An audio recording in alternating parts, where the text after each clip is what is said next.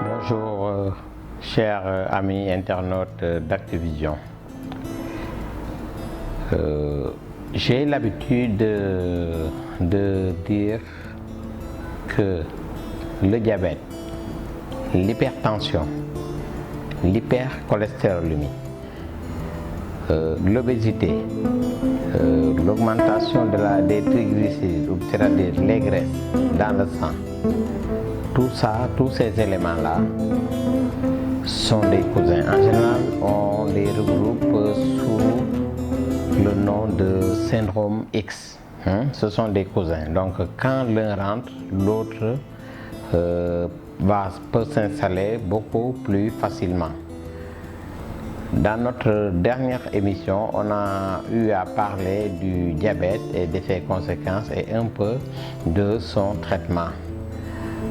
Aujourd'hui, on va parler un peu d'un de ses cousins qui est donc l'hypertension artérielle.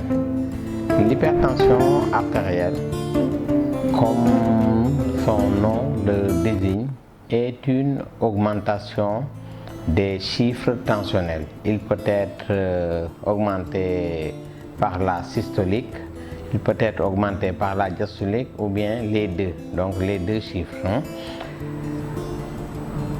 Lorsqu'elle est augmentée à 14,9, on parle d'hypertension artérielle qui est simple. On parle d'hypertension artérielle grave lorsque les chiffres dépassent les 18,12. Donc une hypertension artérielle est liée à une augmentation, à une pression donc anormale du sang dans les vaisseaux. Les manifestations, on va parler un peu des manifestations. Le plus souvent, l'hypertension peut passer inaperçue, sans signe. Quand elle survient, quand on a des signes, ces signes en général sont regroupés sous le nom de signes de Dieulafoy. Signe de Dieulafoy, il s'agit le plus souvent de céphalée, surtout matinale, donc des maux de tête qui surviennent beaucoup plus souvent le matin. Il peut s'agir d'un flou visuel, de sensations parfois de mouches volantes, de palpitations, parfois également de saignement du nez, les vertiges également. Les sujets hypertendus se plaignent tous donc de vertiges. En général, il y a ce qu'on appelle donc des facteurs de risque. L'hypertension artérielle donc s'accompagne donc de facteurs de risque. Parmi ces facteurs de risque, les facteurs de risque sont nombreux. Les plus fréquemment rencontrés sont liés à l'âge, le vieillissement. Donc plus on vieillit, donc plus on a des chances donc de faire une hypertension artérielle. L'âge, la sédentarité, l'alimentation déséquilibrée, le surpoids, je l'ai déjà dit, le diabète, le tabac, le sel. Donc tous ces éléments-là sont des facteurs de risque. Les facteurs de risque les moins rencontrés sont liés au sexe, le sexe masculin par exemple, la maladie chronique rénale, les catégories socio-économiques déséquilibrées, le poids de naissance qui est petit, le stress psychosocial et les antécédents familiaux. Donc si vous avez votre mère qui est hypertendue, vous avez des chances de faire une hypertension. Si vous avez votre père qui est hypertendu également, vous avez des chances de faire une hypertension.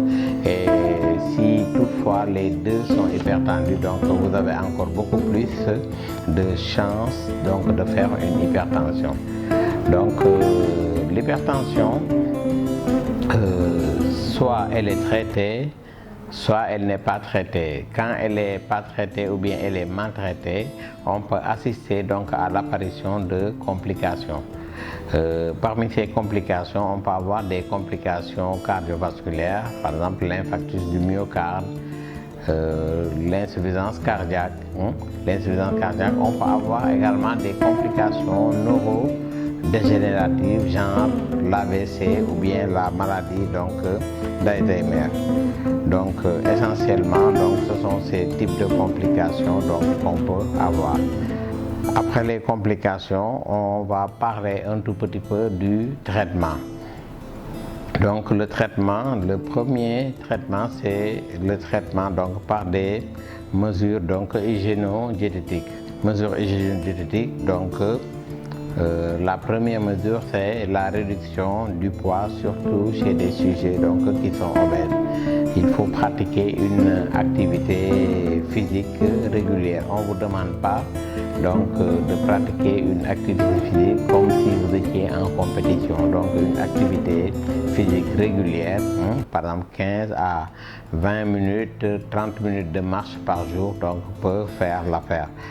Une réduction ou bien un arrêt de la consommation de l'alcool et du tabac, une réduction de l'utilisation du sel et puis une alimentation qui est riche en fruits et en légumes. Et puis boire, il faut boire à volonté entre 1,5 et 2 litres d'eau par jour, le minimum. Le deuxième volet thérapeutique, c'est le traitement par des médicaments. Quand les mesures hygiéno-diététiques ne marchent pas, on associe un traitement mais par des médicaments. Je ne rentre pas dans les détails. Ensuite, le troisième volet thérapeutique et le dernier, c'est le traitement des pathologies associées. Si on est diabétique, il faut voir le diabétologue régulièrement pour un suivi régulier. Si on a d'autres pathologies associées, notamment par exemple une maladie rénale dont j'ai parlé tantôt, il faut voir le spécialiste pour une meilleure prise en charge et de sa tension artérielle et de sa pathologie associée. Essentiellement, c'est ce que j'avais à dire aujourd'hui par rapport à cette maladie.